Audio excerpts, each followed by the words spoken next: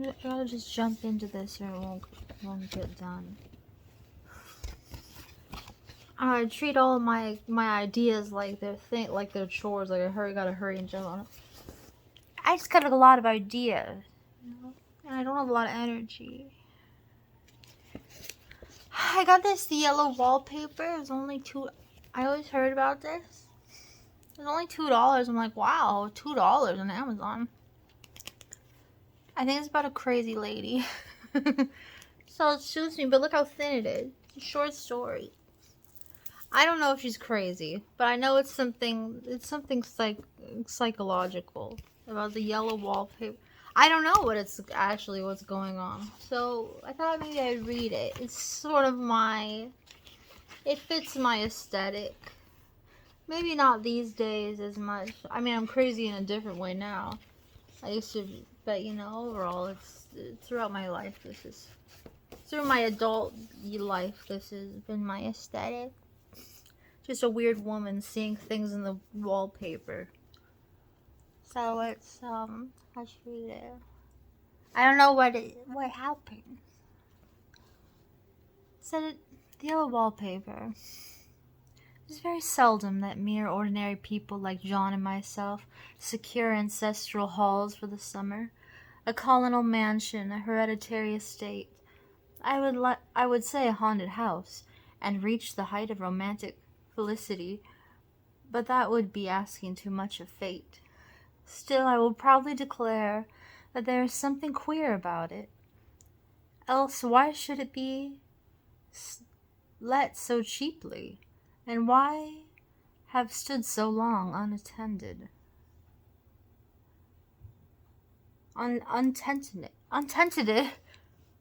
John laughs at me, of course, but one expects that in marriage. John is practical in the extreme. He has no patience with faith and intense horror of superstition, and he scoffs openly at any talk of things not to be felt and seen and put down in figures. John is a physician, and perhaps I would not say it to a living soul, of course, but this is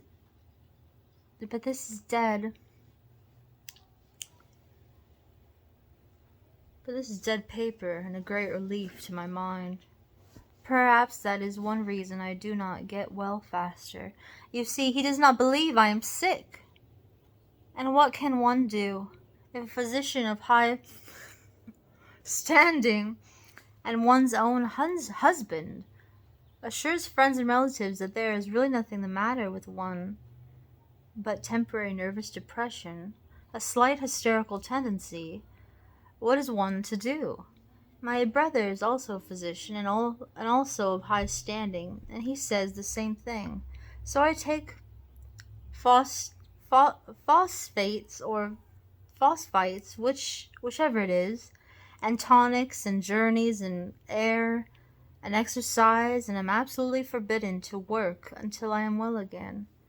Personally, I disagree with their ideas. Personally, I believe that congenial work with excitement and change would do me good. But what is one to do? I did write for a while in spite of them, but it does exhaust me a good deal, having to be so sly about it, or else meet with heavy opposition. I sometimes fancy that in my condition, if I had less opposition and more society and stimulus, but John says the very worst thing I can do is to think about my condition, and I confess it always makes me feel bad. So I will let it alone and talk about the house. The most beautiful place. It is quite alone, standing well back from the road, quite 3 miles from the village. It makes me think of English places that you read about, for there are hedges and walls and gates that lock, and lots of separate little houses for the gardeners and people, and there is a delicious garden. I never saw such a garden, large and shady, full of box-bordered paths and lined with long grape-covered arbors, with seats under them. There were greenhouses, too, but they are all broken now. There was some legal trouble, I believe, something about the heirs or co-heirs anyhow. The place has been empty for years. That spoils my ghost that spoils my ghostliness, I'm afraid. But I don't care. There is something strange about the house. I could feel it. I even said so to John. I said so to John. I said so to I said so to John one moonlit evening, but he said what I felt was a drought and shut the window. I don't know why I'm laughing. Just John. Oh dear John. He said I just felt a drought and shut the window. I get unreasonably angry with John sometimes. I'm sure I never used to be so sensitive. I think it is due to this nervous condition. But John says I feel so.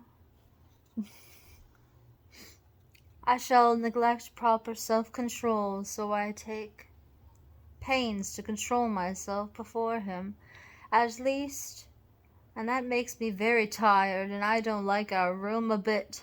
I want one downstairs that opened on the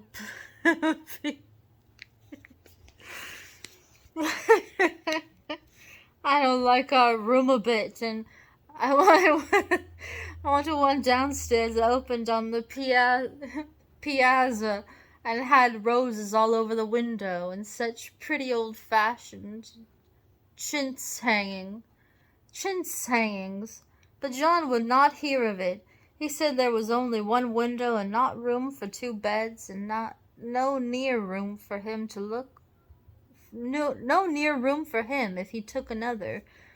He is very careful and loving, and hardly lets me stir without special direction. I have a scheduled prescription for each hour of the day. He takes all care of me, and so I feel basely ungrateful not to value it more. He said we came here solely on my account, that I was to have perfect rest and all the air I could get. Your exercise depends on your strength, my dear, he said, and your food somewhat on your appetite. But air you can absorb all time. So we took the nursery at the top of the house, and it is a big airy room, the whole floor nearly, with windows that look all ways, and air and sunshine galore. And it was a nursery first, and then playroom, and gymnasium, and I should judge, for the windows are barred for little children, and there are rings and things on the walls. The paint and the paper look as if boys' school had used it. It is stripped off the paper in great patches all around the head of the bed, about as far as I can reach, and in great places on the other side of the room, low down. I never saw a worse paper in my life. One of those sprawling, flamboyant patterns, committing every artistic sin. It is dull enough to confuse the eye, and following pronounced enough to constantly irritate and provoke study. And when you follow the lame, uncertain curves for a little distance, they suddenly commit suicide, plunge off in outrageous angles, destroy themselves in unheard-of contradictions. The color is repellent, an almost revolting, smoldering, unclean yellow, strangely faded by the slow-turning sunlight. It is dull, yet lurid orange in some places, a sickly sulphur tint in others. No wonder the children hated it. I should hate it myself if I had to live in this room long. There comes John, and I must put this away. He hates to have me write a word. We have been here 2 weeks, and I haven't felt like writing before, since that first day. I'm sitting by the window now, up in the atrocious nursery, and there's nothing to hinder my writing as much as I please, save lack of strength. John is away all day, and even some nights when his cases are serious, and I'm glad my case is not serious. But these nervous troubles are dreadfully depressing. But John does not know how much I really suffer. He knows there is no reason to suffer, and that satisfies him. Of course it is only nervousness. It does weigh on me So why not to do my duty in any way? I meant to such help. I meant to be such a help to John, such a real rest and comfort. And here I am comparative burden already. Nobody would believe what an effort it is to do what little I am able, to dress and entertain and order things. It is fortunate Mary is so good with the baby, such a dear baby. And yet I cannot be with him. It makes me so nervous. I suppose John never was nervous in his life. He laughs at me so about this wallpaper. At first he meant to repaper the room, but afterwards he said that I was letting it get the better of me, and that nothing was worse for a nervous patient than to give way to such fancies. He said that after the wallpaper was changed it would be the heavy bedstead, and then the barred windows, and then the gate at the head of the stairs, and so on. You know, the place is doing you good, he said. And really, dear, I don't care to renovate the house just for 3 months' rental. Then do let us go downstairs, I said. There are such pretty rooms there. Then he took me in his arms and called me a blessed little goose, and said he would go down cellar if I wished, and have it whitewashed into the bargain. But he is right enough about the beds and windows and things. It is an airy and comfortable room, as anyone need wish, and of course I would not be so silly as to make him uncomfortable just for a whim. I'm really getting quite fond of the big room all. But that horrid paper, one of the one one of out of one window I can see the garden, those mysterious deep shaded arbors, the riotous old-fashioned flowers and bushes and gnarly trees. Out of one another I get a lovely view of the bay and the little private wharf belonging to the estate. There's a beautiful shaded lane that runs down there from the house. I always fancy I see people walking in these numerous paths and numerous paths and arbors, but John has cautioned me not to give way to fancy in the least. He says that with my imaginative power and habit of story-making, a nervous weakness like mine is sure to lead to all manner of excited fantasies, that I ought to use my will and good sense to check the tendency. So I try. I think sometimes that if I were only well enough to write a little, it would relieve the press of ideas and rest me, but I find I get pretty tired when I try. It is so discouraging not to have any advice and companionships about my work, and when I get really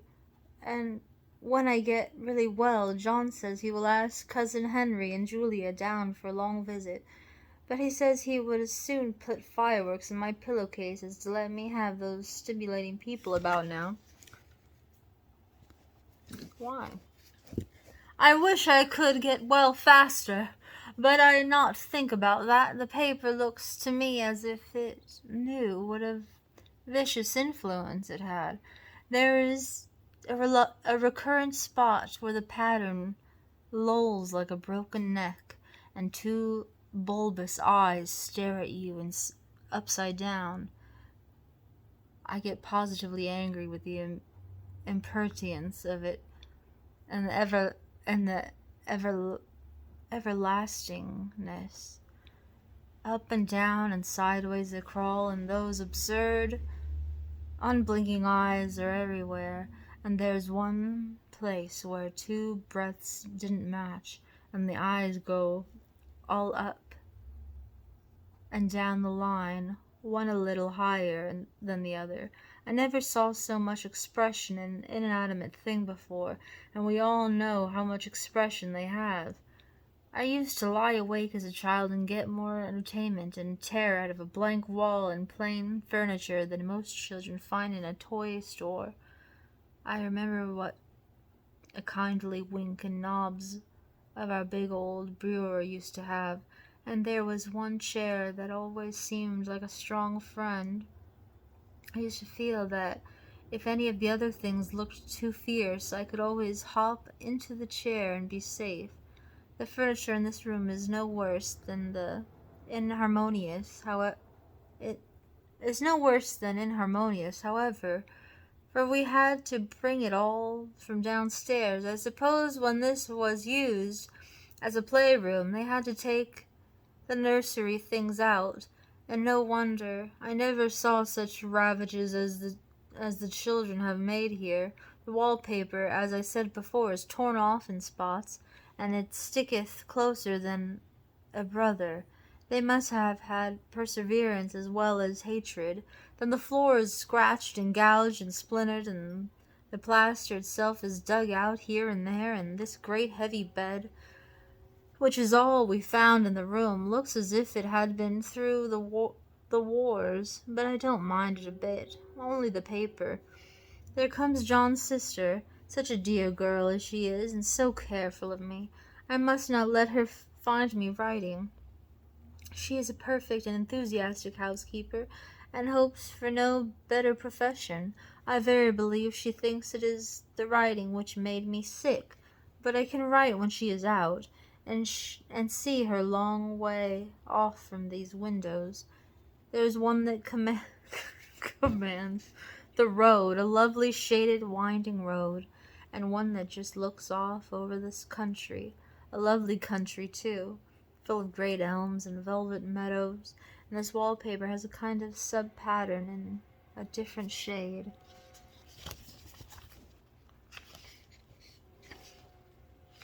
A particularly irritating one. For you can only see it in a certain lights, and not clearly then, but in places where it isn't faded, and where the sun is just so, I can see a strange, provoking, formless sort of figure, and there seems to skulk around behind that silly and conspicuous front design. There's sister on the stairs. I don't know why this is funny. Well, the 4th of July is over. The people are all gone, and I am tired. I'm tired out. I guess it's so mean in a way. But I mean, it's not. I knew it. Just the way she's tired, and just look at her husband is sweet, but doesn't really take her seriously. She's just going on about nothing. But look at, why is John not one of the people over? What's happening? Oh look. Oh wow, it looks thin, and it's much thinner than it even looks.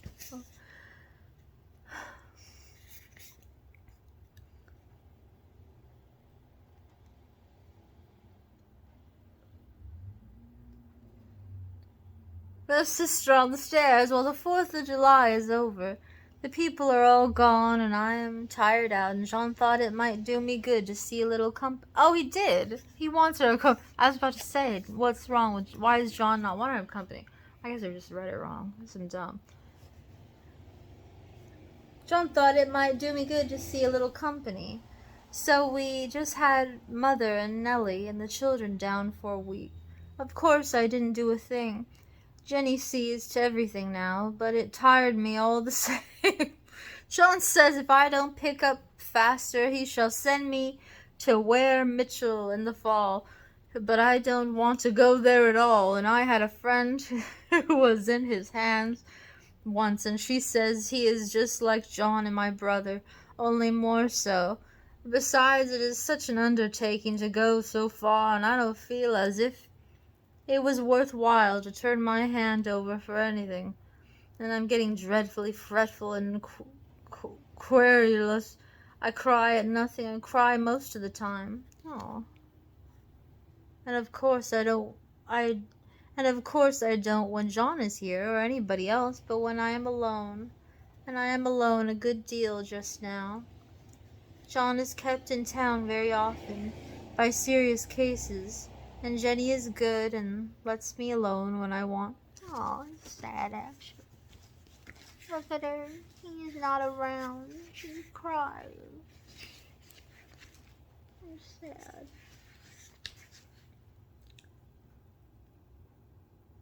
I'm alone a good deal just now. John is kept in town. Lets me learn what I wanted to. So I walk a little in the garden or down that lovely lane, sit on the porch under the roses, and lie down up here a good deal. I'm getting really fond of the room in spite the wallpaper. Perhaps because of the wallpaper, it dwells in my mind so. I lie here on this great, immovable bed, and it is nailed down, I believe, and follow the pattern about by the hour. It is good as gymnastics, I assure you. I start, we'll say, at the bottom. Down in the corner, over there is not been touched, and I determine for the thousandth time that I will follow that pointless pattern to some sort of a conclusion. And I know a little of the principle of design, and I know this thing was not arranged on any laws of radiation or alternation or repetition or symmetry or anything else that I ever heard of. It is repeated, of course, by the breath, not otherwise looked at in one way. Each breath stands alone. The bloated curves and flourishes a kind of debased Romanesque with delirium. Tremens go waddling up and down in isolated columns of fatuity, but on the other hand they connect diagonally, and the sprawling outlines run off in great slanting waves of optic horror, like a lot of wallowing seaweeds in a full chase. The whole thing goes horizontally, too. At least it seems so, and I exhaust myself in trying to distinguish the order of its going in that direction. They've used a horizontal breadth for a frise, and that adds wonderfully to the confusion. There's one end of the room where it is almost intact, and there, when the cross-light fades and the low sun shines directly upon it, I can almost fancy radiation. After all, the interminable grotesques seem to form around a common center, and rush off in headlong plunges of equal distraction. It makes me tired to follow it. I will take a nap, I guess. I don't know why I should write this. I don't want to. I don't feel able. And I know John would think it absurd, but I must say what I feel and I think in some way. It is such a relief. I understand.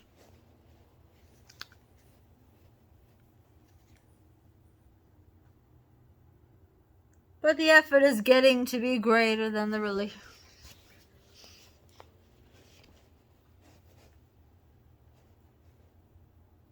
Half the time now I'm awfully lazy. I lie down ever so much. John says I mustn't lose my strength and has me take cod liver oil and lots of tonics and things, to say nothing of ale and wine and rare meat. Dear John, he loves me very deeply and hates to have me sick, and I tried to have a real earnest, reasonable talk with him the other day and tell him how I wish he would let me go and make me a visit to Cousin Henry and Julia. But he said I wasn't able to go, nor able to stand it after I got there. And I did not make out a very good case for myself, for I was crying before I'd finished. Hey, it is getting to be a great effort for me to think straight. Just this nervous weakness, I suppose. And dear John gathered me up in his arms and just carried me upstairs and laid me on the bed and sat by me and read to me till it tired my head. And he said I was his darling and his comfort and all he had, and that I must take care of myself for his sake. Keep well. I'm okay. Anybody want to leave or go see somebody and you do it.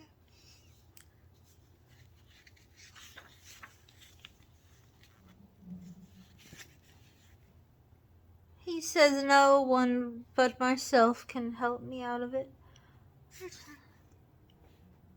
That I must use my will and self-control and not let any silly fancies run away with me. There is one comfort, the baby is well and happy, and does not have to occupy this nursery with the horrid wallpaper. It was, if we had not used it, that blessed child would have. What a fortunate escape. Why wouldn't have a child of mine and an impressionable little thing live in such a room for worlds? I never thought of it before, but it is lucky that John kept me here after all. I could stand it so much easier than a baby, you see.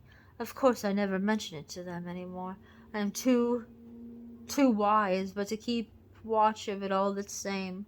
There are things in that paper that nobody knows but me, and ever will.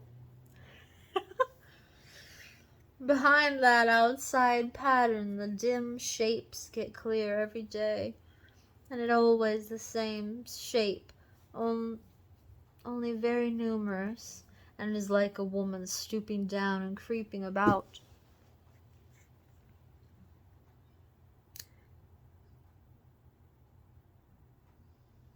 Behind the outside pattern, the dim shapes get clear every day.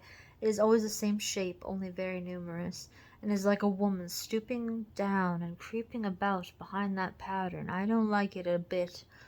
I wonder, I begin to think, I wish John would take me away from here. It is so hard to talk with John about my case because he is so wise and because he loves me so. But I tried it last night. It was moonlight. The moon shines all around just as the sun does, and I hate to see it sometimes. It creeps so slowly and always comes in one window or another. And John was asleep, and I hated to wake him, so I kept still and watched the moonlight on the undulating wallpaper till I felt creepy. The faint figure behind seemed to shake the pattern, just as if she wanted to get out, and I got up softly and went to feel and see if the paper did move. And when I came back, John was awake. "What is it, little girl?" he said. "Don't go walking about like that. You'll get cold." I thought it was good time to talk, so I told him that I really was not gaining here, and that I wished he would take me away. "Why, darling," he said, "our lease will be up in 3 weeks, and I can't see how to leave before. The repairs are not done at home, and I cannot possibly leave town or just now. Of course, if you were in any danger, I could and I would, but you really are better, dear. Whether you can see it or not, I am a doctor, dear, and I know you are gaining flesh and color, and your appetite is better, and I feel really much easier about you." "I don't weigh a bit more," I said, nor as much, and my appetite may be better in the evening when you are here, but it is worse in the morning when you are away. Bless her little heart," said he with a big hug. "She shall be sick as she pleases. But now let's improve the shining hours by going to sleep and talk when it is morning." "And you won't go away?" I asked gloomily. "Why, how can I, dear? It is only 3 weeks more, and then we will take a nice little trip of a few days when Jenny is getting the house ready. Really, dear, you are better in body, perhaps," I began, and stopped short for he sat up and straight and looked at me with such stern, reproachful look that I could not say another word. "My darling," he said, "I beg of you, for my sake and for our child's sake, as well as for your own, that you will never for one instant let that idea enter your mind. There is nothing so dangerous, so fascinating to a temperament temperament like yours. It is false and foolish fancy. Can you not trust me as a physician when I tell you so? So of course I said no more on that score, and we went to sleep before long. He thought I was asleep first, but I wasn't, and I lay there for hours trying to decide whether that front pattern and the back pattern really did move together or separately. On a pattern like this, by daylight there is a lack of sequence, a defiance of law that is constant irritant to a normal mind. The color is hideous enough, and unreliable enough, and infuriating enough, but the pattern is torturing. You think you have mastered it, but just as you get well under way in following it, it turns back somersaults, and there you are. It slaps you in the face, knocks you down, and tramples upon you. It is like a bad dream. The outside pattern is florid, arabesque, reminding one of fungus. If you can imagine a toadstool in joints, and an interminable string of toadstools budding and sprouting in endless convolutions, why, that is something like it. That is sometimes. There is one marked peculiarity about this paper, a thing nobody seems to notice but myself, and that is that it changes as the light changes.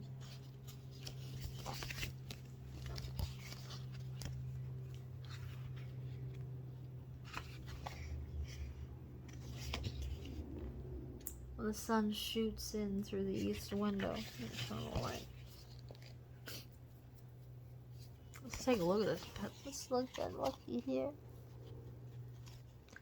Yellow is very magical color to me.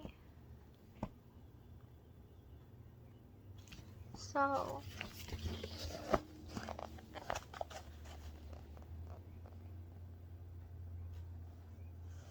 oh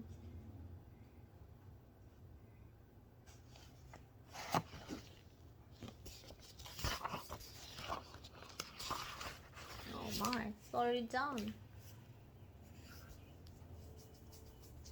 Still need to light it on. Okay. So when the sun shoots through the east windows, I always watch for the first long straight ray, and it changes so quickly that I never quite believe it. That is why I watch it always. By moonlight the moon shines in all night, and when there's a moon I wouldn't know it was the same paper. At night, in any kind of light, in twilight, candlelight, lamplight, and worst of all, by moonlight, it becomes bars. The outside pattern, I mean, and the woman behind it is as plain as can be.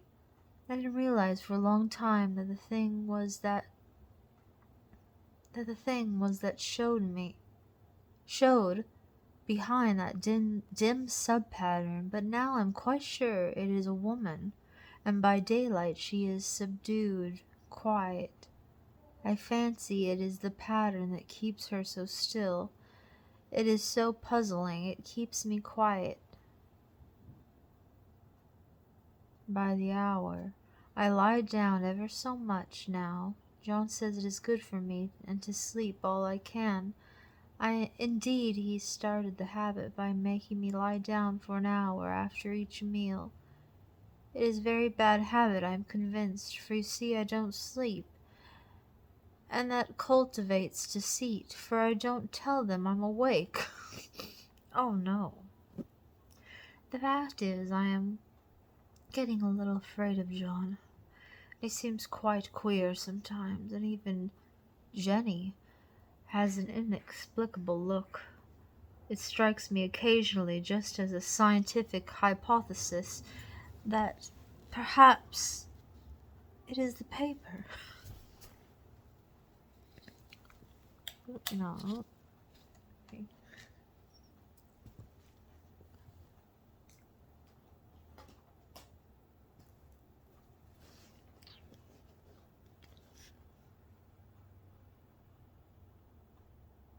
Perhaps it is the paper.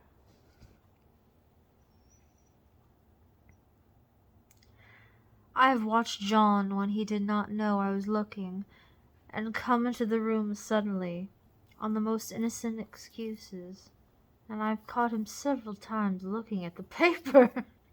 And Jenny too, and I caught Jenny with her hand on it once. She didn't know I was in the room, and when I asked her in a very quiet voice, with the most restrained manner possible, what she was doing with the paper, she turned around as if she had been caught stealing, and looking quite angry, and asked me why I should frighten her so. And then she said that the paper stained everything it touched, that she had found yellow smooches on all my clothes and John's, and she wished we would be more careful. Did not that sound innocent? But I know she was studying that pattern, and I am determined that nobody shall find it out but myself. Life is very much more exciting now than it used to be. You see, I have something more to expect, to look forward to watch. I really do eat better, and am more quiet than I was. And John is so pleased to see me improve. He laughed a little the other day and said I seemed to be flourishing in spite of my wallpaper. And I turned it off with a laugh. I had no intention of telling him it was because of the wallpaper, and he would make fun of me. He might even want to take me away, and I don't want to leave now. Until I found it out, there was a week more, and I think that will be enough. I'm feeling ever so much better. I don't sleep much at night, for it is so uninteresting to watch developments. But I sleep a good deal in the daytime. In the daytime it is tiresome and perplexing. There are always new shoots on the fungus and new shades of yellow all over it, and I cannot keep count of them. And though I have tried conscientiously, it is the strangest yellow, that wallpaper. It makes me think of all the yellow things I ever saw. Not beautiful ones like buttercups, but of old, foul, bad yellow things. But there is something else about that paper, the smell. I noticed it the moment we came into the room, but with so much air and sun, it was not bad. And now we have had a week of fog and rain, and whether the windows are open or not, the smell is here. It creeps all over the house. I find it hovering in the dining room, skulking in the parlor, hiding in the hall, lying in wait for me on the stairs, and it gets into my hair. And even when I go to ride, if I turn my head suddenly in surprise, it is there, that smell. Such a peculiar odor, too. I have spent hours trying to analyze it, to find what it smelled like. It is not bad. At first, a very gentle but quiet. The subtlest, most enduring odor I've ever met. In this damp weather it is awful, and I wake up in the night and find it hanging over me. It used to disturb me at first. I thought seriously of burning the house to reach the smell. But now I'm used to it. The only thing I could think of that it is like is the color of the paper, a yellow smell. There is a very funny mark on this wall, low down near the mop-board, a streak that runs around the room. It goes behind every piece of furniture, except the bed, a long, straight, even smooch, as if it had been rubbed over and over. I wonder how it was done and who did it. And what they did it for. Round and round and round and round and round. It makes me dizzy. And I really discovered something at last. Through watching so much at night, when it changes so, I have finally found out the front pattern does move, and no wonder. The woman behind shakes it. Sometimes I think there's a great many women behind, and sometimes only one, and she crawls through fast, and her crawling shakes it all over. Ooh. And in the very bright spots she keeps still, and in the very shady spots she just takes hold of the bars and shakes them hard, and she isn't all the time trying to climb through. But nobody could climb through that pattern. It strangles so. I think that is why it has so many heads. They get through, and then the pattern strangles them off and turns them upside down and makes their eyes white. If those heads were covered or taken off of it, it would not be half so bad. I think that women get out in the daytime, and I'll tell you why. Privately, I've seen her. I can see her out of every one of my windows. It's the same woman. I know, for she's always creeping, and most women do not creep by daylight. And I see her in that long shaded lane, creeping up and down, and I see her in those dark grape arbors creeping all around the garden. I see her on that long road under the trees, creeping along, and when a carriage comes she hides under the blackberry vines. And I don't blame her a bit. It must be very humiliating to be caught creeping by daylight. I always lock the door when I creep by daylight. I can't do it all night, for I know John would suspect something at once, and John is so queer now that I don't want to irritate him, and I wish he would take another room. Besides, I don't want anybody to get the woman out. She doesn't want him in the room anymore. No, I wish he would take another room. Besides, I don't want anybody to get that woman out at night but myself. I often wonder if I could see her out of all the windows at once, but turn as fast as I can only see out of one at a time, and though I always see her, she may be able to creep faster than I could turn. And I have watched her sometimes away off in the open country, creeping as fast as a cloud, shadow, and high wind. It's weird. And if only that top pattern could be gotten off from under one. I mean, to try it little by little. I have found another funny thing, but I shan't tell it this time. It does not do to trust people too much. There are only 2 more days to get this paper off, and I believe John is beginning to notice, and I don't like the look in his eyes.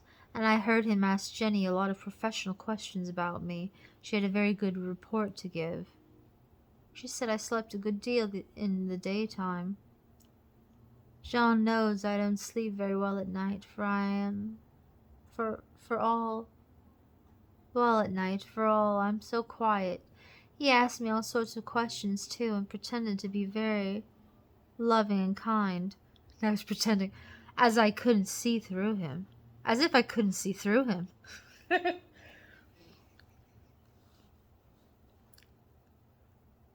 Still, I don't wonder he acts so, sleeping under this paper for 3 months. It only interests me. But I feel sure John and Jenny are secretly affected by it. Hurrah! This is the last day. But it is enough. But it is enough. John to stay in town overnight and won't be out until this evening. Jenny wanted to sleep with me, the sly thing. I told her I should undoubtedly rest better for a night all alone. That was clever, for really I wasn't alone a bit. As soon as it was moonlight and that poor thing began to crawl and shake the pattern, I got up and ran to her, and I pulled, and she shook, and I shook, and she pulled, and before morning we had peeled off yards of that paper, the strip about as high as my head, and half round the room, and then When the sun came and that awful pattern began to laugh at me, I declared I would finish it today. We go away tomorrow, and that we are moving all my furniture down again, and to leave things as they were before. Jenny looked at the wall in amazement, but I told her merrily that I did it out of pure spite of the vicious thing, and she laughed and said she wouldn't mind doing it herself, but I must not get tired. How she betrayed herself that time. But I am here, and no person touches this paper but me. Not alive. She gets tired. She tried to get me out of the room. It was too patent. But I said it was so quiet and empty and clean now that I believed I would lie down again and sleep all I could, and not to wake me even for dinner. I would call when I woke. So now she is gone, and the servants are gone, and the things are gone, and there is nothing left but the great bedstead nailed down with the canvas mattress we found on it, and we shall sleep downstairs for tonight and take the boat home tomorrow, and I quite enjoy the room now. It is bare again. How those children did tear about here. This bedstead is fairly gnawed, but I must get to work. I have locked the door and thrown the key down into the front path, and I don't want to go out, and I don't want to have anybody come in till John comes. I want to astonish him. I've got a rope up here that even Jenny did not find. If that woman does get out, tries to get away, I can tie her. And I forgot I could not reach far without anything to stand on. This bed will not move. I tried to lift and push it, and I was lame, and then I got so angry. A bit of a little piece of one corner, but it hurt my teeth, and then I peeled off all the paper I could reach standing on the floor. It sticks horribly, and the pattern just enjoys it. And all those strangled heads and bulbous eyes and wandering fungus growths just shriek with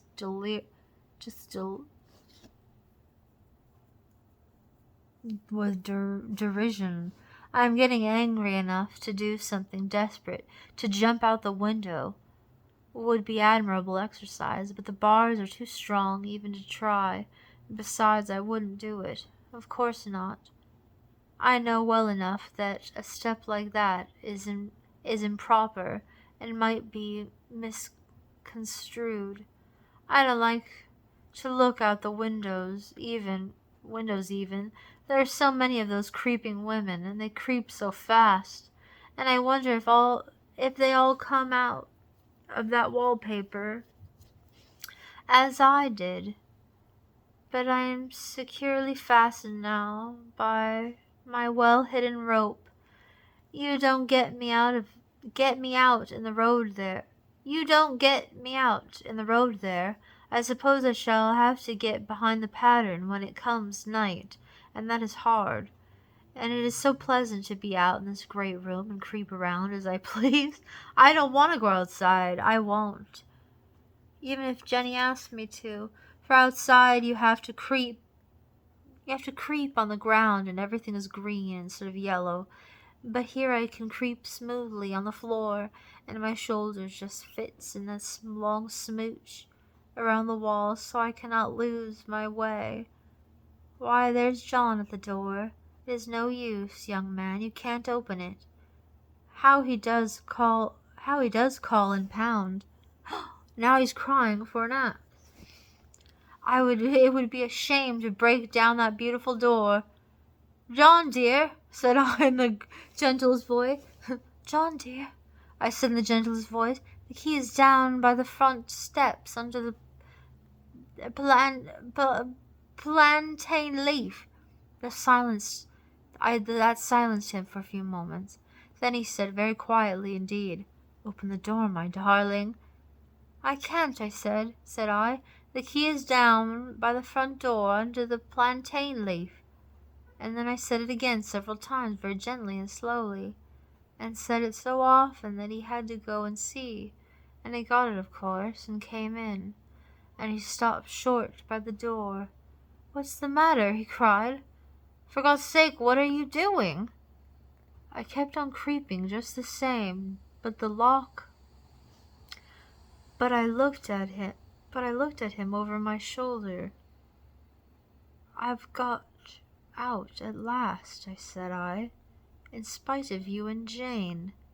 And I've pulled off most of the paper, so you can't put me back. Now why should that man have fainted?" But he did, and right across my path, by the wall, so that I had to creep over him every time. Now why should that man have fainted? But he did, and right across my path, by the wall, so I had to creep over him every time. That's it. That's it.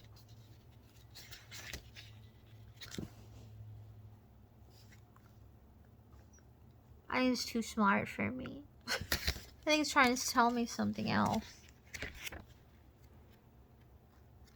But maybe not. Maybe it's just so crazy lazy.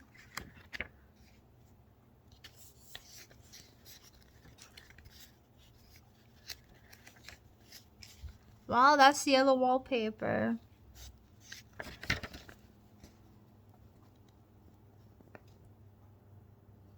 I've seen this pop up for years. Now I know it.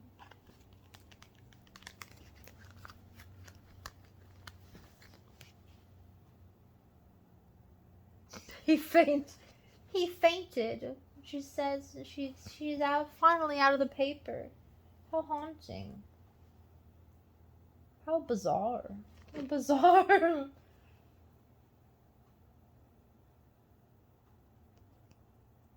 She's seen the lady creeping around outside the window.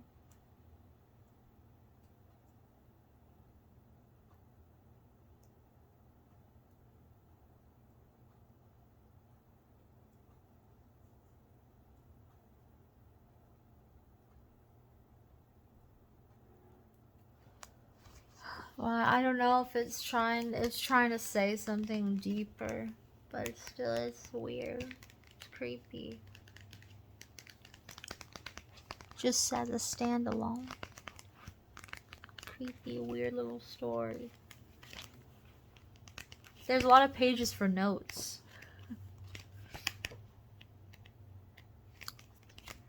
Here you go, I read it. A classic little short story. Charlotte Perkins Gilman.